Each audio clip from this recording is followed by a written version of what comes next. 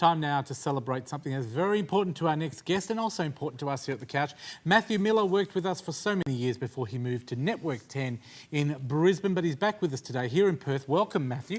I can shake your hand. Thank you, Fred. Now, he's helping us today. You're doing some camera work with us, and you're going to Supernova today. Yes. But there's something more that you've done. You've created a website called trekzone.org. That's right. Can you tell us what that's all about? Well, 10 years ago, I had this little idea, and the little idea was a seed. And it was, I think we were doing IT in school, so it was all about making websites and stuff like that. I see what you mean, that little idea. Yes. Hey. Sorry, you do the jokes. What? I'm talking about your microphone. Oh, the microphone. Yeah. Well, they, in 10 years, they have decreased in size. What is the website all about? The website Let's is... be serious, because I know you're pretty chuffed about this website that you created. Well, it has been 10 years. It's Australia's first Star Trek fan site, and it's finally starting to get a bit of recognition out in the world. We were in Sydney for the... Well, I was in Sydney for the premiere of the latest Star Trek movie, and gone through all of those sort of different phases of we're a big website and all the rest of it, and great music there from the director. But so gone through all those little incarnations and finally settled on this golf analogy where there's not a lot to show for the first 9 years, but for the next 9 there's going to be a lot to happen. Were you always a Star Trek fan from the old series until the current, or did you only like certain parts of Star Trek? Do you know, I love all of Star Trek, but I do remember sneaking out because Star Trek was too scary. Next Generation was on the other network at that time when I was just a young one. Yep. Believe it or not, one time I was a young one without a beard. This is new, by the way. Right. And sneaking out, and you'd watch The Next Generation, from the side of the window while the folks watched it after you'd supposedly gone to bed and gone to sleep. And then from there it sort of developed, and we went to all sorts of conventions. There used to be a gathering of Trekkies at Murdoch University, and they used to charge a $2 admission until Paramount shut them down. But it was pretty much the late 90s version of downloading illegally. Why do you reckon Star Trek is a phenomenon? Why do you think it's still such a big thing? This is a question that I put to Rod Roddenberry, who's Gene's son. Gene Roddenberry was the creator of Star Trek back in the 60s. And I put it to him in an interview. I just conducted an interview for our 10th birthday. Yep. And he said it's all about this vision of the future. It's idealistic. There's no conflict, there's no war, there's no poverty. Everyone's all happy.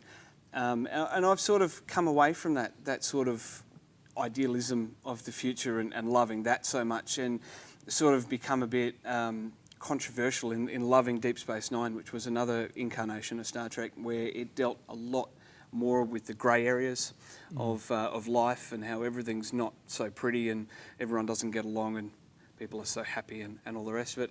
But I think it is that vision of the future, and it's the way Gene created the series was to be able to talk about current social issues, but put it in a space environment so that the network would never censor him because they'd never understand, and he managed to do it for 3 years. So tell me your website, trekzone.org.au, or is just it just .org? Yep. Why did you create it? Why was it important for you to create this?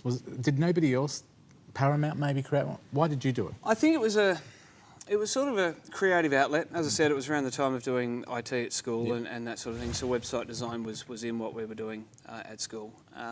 But it's sort of developed, and it's sort of, as I said, sort of sat there for 9 years. Didn't really do much with it. Held the domain, did a few different things, but never actually had real content. And then it was about last year that I decided that working in the operations side of television, I felt like I wanted to be more creative.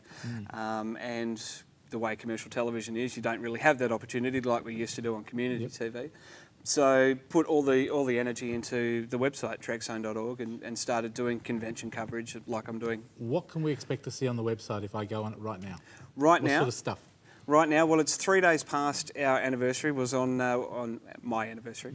Was on Wednesday the 10th, and I've just recently finished up some interviews with Rod Roddenberry and Doug Drexler, who was a makeup artist on Star Trek. I managed to fire up a satellite, managed to buy one. You seem to spend a lot of money on this. It's a passion, but also it's a professional thing to you, so it's not just a joke. Well, and it very much, so you're putting in all the money, doing all the flights to different conventions and that sort of stuff, and teaming it up with Coming to See You, of course.